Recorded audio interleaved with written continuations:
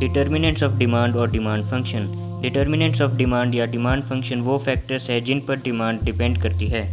Own price of commodity. Commodity का price बढ़ने पर डिमांड कम होती है और वाइस वर्सा, मतलब कि दोनों के बीच इन्वर्स रिलेशनशिप है।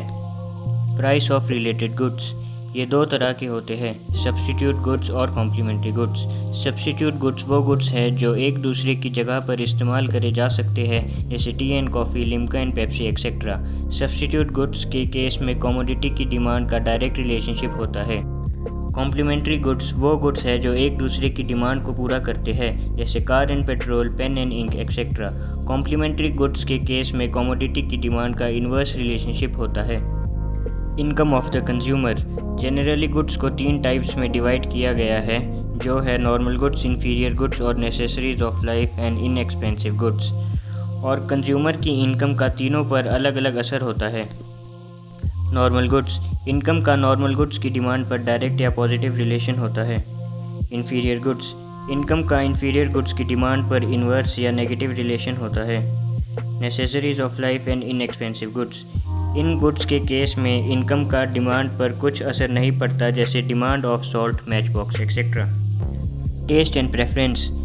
इसके अंदर फैशन, हैबिट, कस्टम्स एक्सेट्रा आते हैं, जिन पर advertisement, change in fashion climate, new invention etcetera का असर पड़ता है।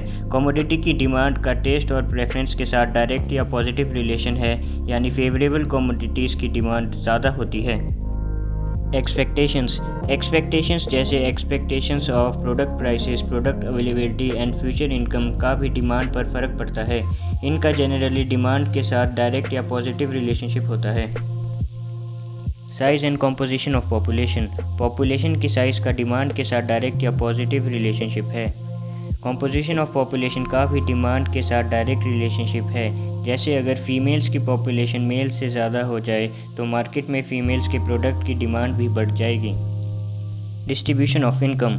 अगर कंट्री में इनकम की अनइक्वल डिस्ट्रीब्यूशन हो तो मार्केट में लग्जरी गुड्स की ज़्यादा डिमांड होती है, और अगर इनकम इवनली डिस्ट्रीब्यूटेड हो तो लग्जरी गुड्स की कम डिमांड होती है और नेसेसरीज और कंफर्ट की ज़्यादा डिमांड होती है।